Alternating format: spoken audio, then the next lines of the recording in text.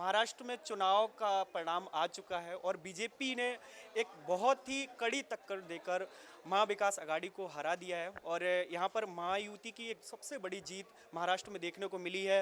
अब इसके बाद सबसे ज़्यादा इस बात की चर्चा हो रही है कि महाराष्ट्र का सीएम कौन होगा। क्या एकनाथ शिंदे दोबारा सीएम बनेंगे या कोई नया चेहरा आएगा। हमारे साथ जितिन सर हैं।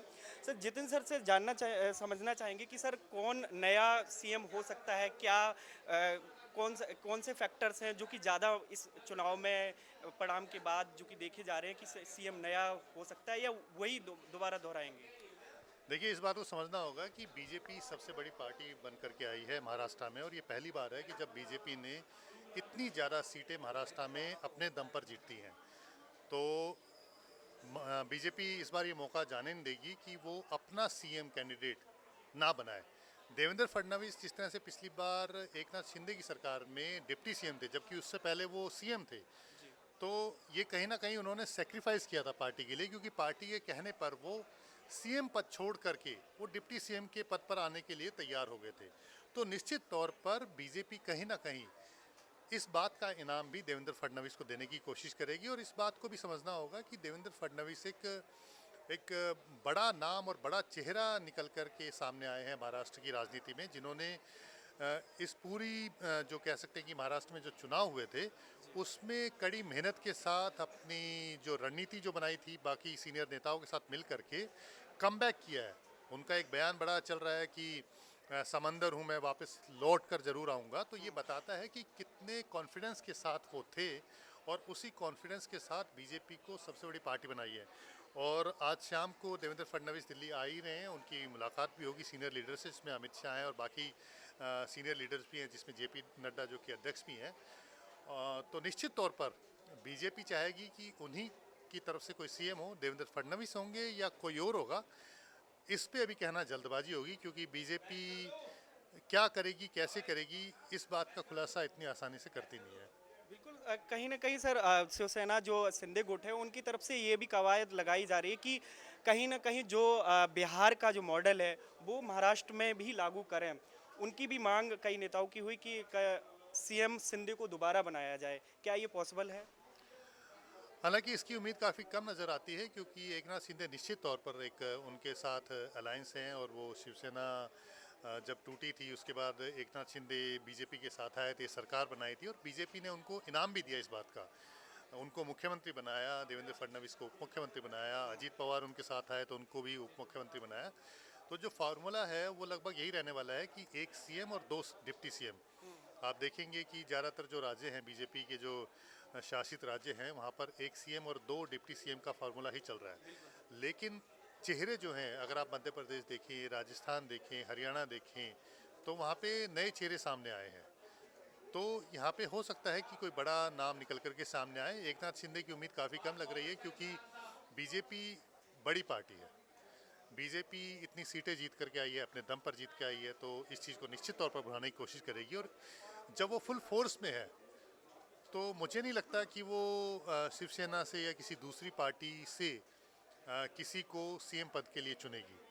उनमें ज़रूर उनमें से एक एक जो है डिप्टी सीएम के लिए रखा जाएगा। फाइट जो है वो सीएम को लेकर के है, और उसमें देखना होगा, क्योंकि बार्गेन करने की स्थिति में नहीं है दोनों पार्टी। पिछली बार बार्गेन करने की स्थिति में थी, इस बार अगर आप देखेंगे तो ये दोनों पार्टियां निश्चित तौर पर अलायंस हैं, अच्छी सीटें जीत करके आई हैं, लेकिन बार्गेन करने की स्थिति में नहीं है ये। तो इसलिए इनको साथ मिलकर के चलना होगा, और हो सकता है कि एकनाथ शिंदे अपने बेटे का नाम भी आगे कर सकते हैं डिप्टी सीएम के लिए, या किसी और नेता का भी कर सकते हैं।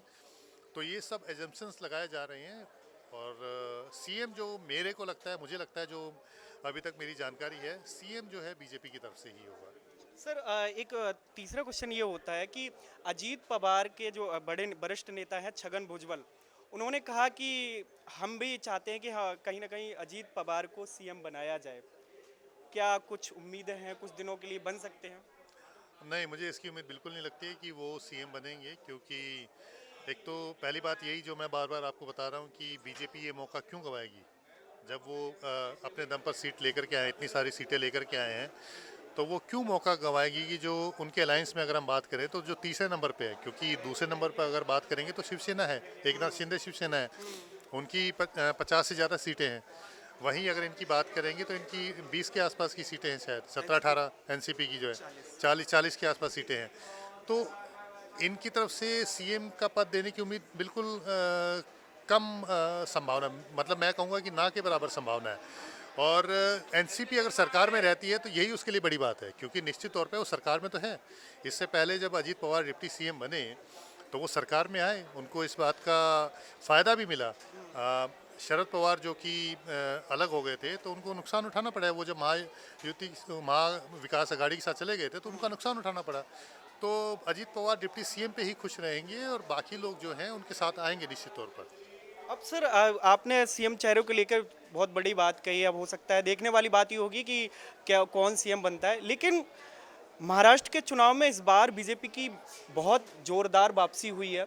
लेकिन वहाँ पर देखा गया कि कई बड़े बड़े नेता जो कि चुनाव हार गए, यहाँ तक कि महाराष्ट्र के पूर्व सीएम पृथ्वीराज चौहान चुनाव हार गए। और जिशान सिद्दीकी जो कि बाबा सिद्दीकी के बेटे हैं, उन्होंने अ, एकदम से कांग्रेस छोड़कर और एनसीपी ज्वाइन की, फिर भी वो चुनाव हार गए। इसके पीछे क्या कारण रहा है सर, समझने की कोशिश करूँगा। वो बीजेपी में एक बार आ गए थे, फिर वो वापस चले गए पार्टी में, क्योंकि उनको लगा कि बीजेपी से उनको कोई बड़ा पद मिलेगा, लेकिन ऐसी कोई उनको कोई ऐसी तरफ से ऐसी बड़ी जिम्मेदारी दी नहीं गई। फिर वो वापस चले गए कांग्रेस में। तो जनता इस बात को समझती है कि कौन सिर्फ टिकट के लिए, पद के लिए पार्टी से इधर उधर हो रहा है। और जनता, जैसा कि प्रधानमंत्री नरेंद्र मोदी ने महाराष्ट्र जीतने के बाद कहा भी था कि लोगों को इस बात की समझ आ जाती है कि कौन उनके लिए लड़ना चाहता है, कौन उनके के लिए लड़ना चाहता है, राजनीति में आना चाहता है, और कौन सिर्फ अपने पद के लिए, अपने खुद के काम के लिए राजनीति में आना चाहता है।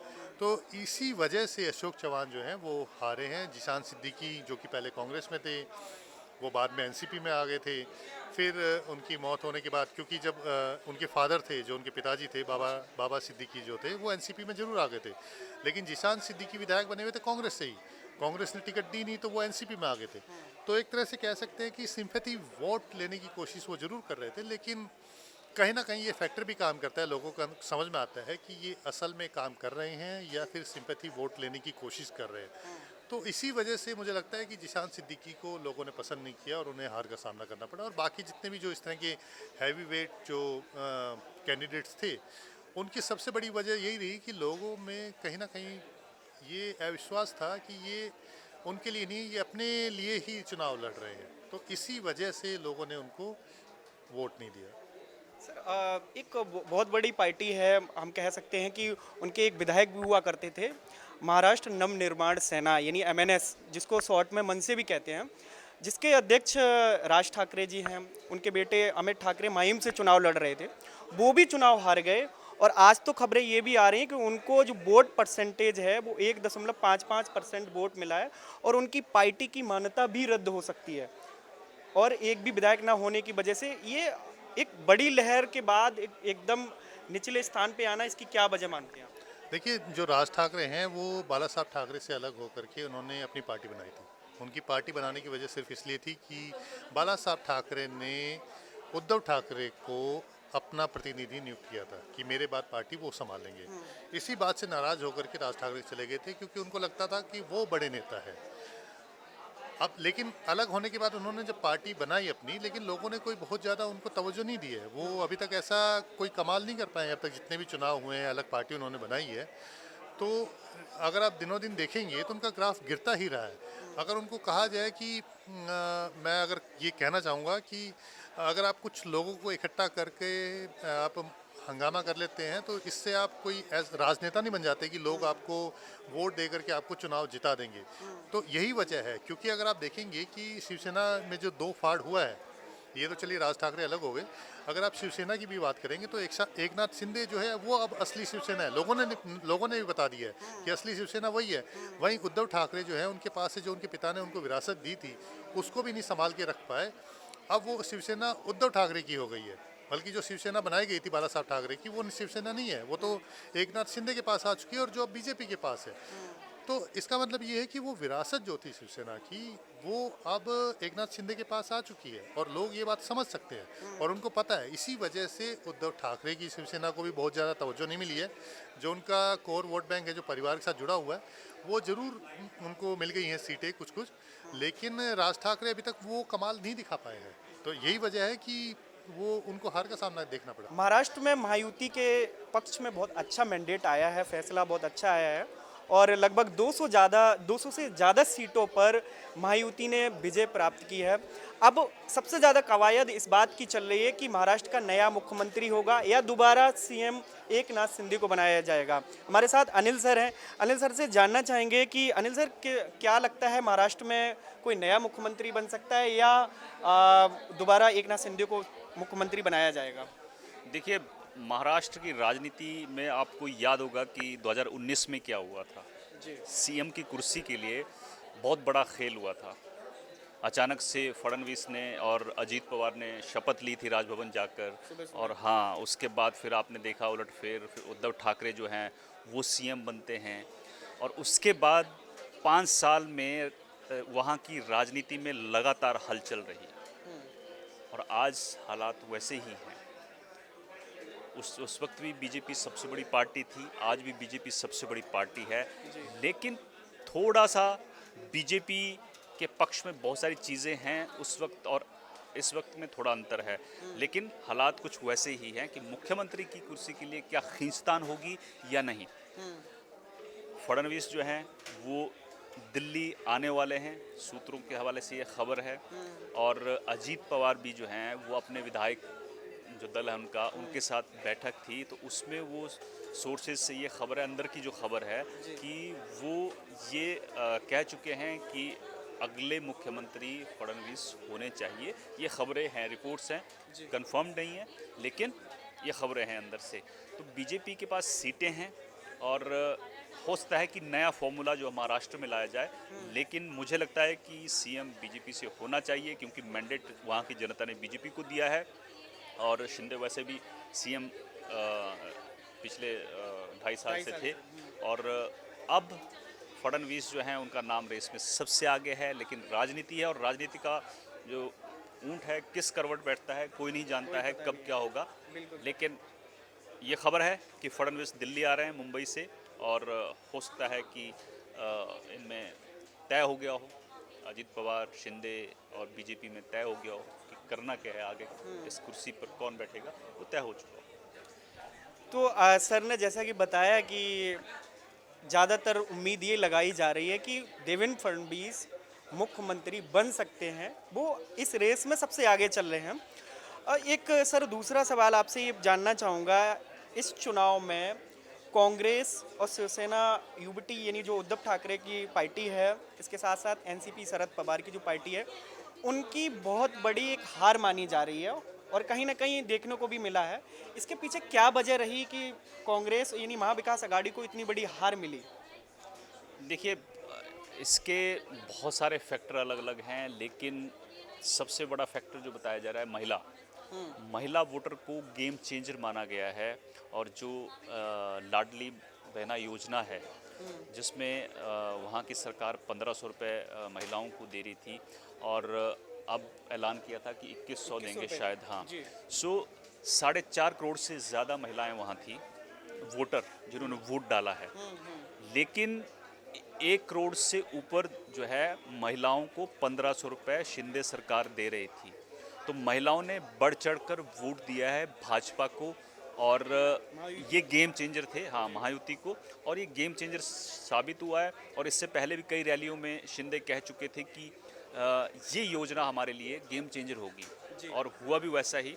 इसके अलावा विकास और तमाम चीज़ें, बहुत सारे पहलू हैं जो महायुति को प्रचंड जीत दिलाने में जिन्होंने रोल निभाया हो। और हवा हरियाणा के चुनाव से भी बदली है, ऐसा नहीं है, क्योंकि लोकसभा चुनाव में जो थोड़ा सा बीजेपी का सपोर्टर, बीजेपी के कार्यकर्ता डोमिनेट हुए थे, थोड़े निराश थे, हरियाणा की जीत ने उनके अंदर एनर्जी ला दी थी, और वो एनर्जी भी महाराष्ट्र में काम कर गई। बिल्कुल। तो सर ने जैसा कि बताया कि महाराष्ट्र में जिस तरीके से महायुति के अंदर जो जोश देखा गया, उसके पीछे कहीं ना कहीं बहुत सारे कई फैक्टर रहे और उन फैक्टरों की वजह से महाराष्ट्र में बीजेपी यानी महायुति की प्रचंड बहुमत हुई। अब देखने वाली बात ये होती है कि महाराष्ट्र का नया मुख्यमंत्री कौन बनता है। आने वाले समय में आपको पता लग ही जाएगा। ऐसे ही तमाम सारी अपडेट्स के लिए देखते रहिए इंडिया न्यूज़।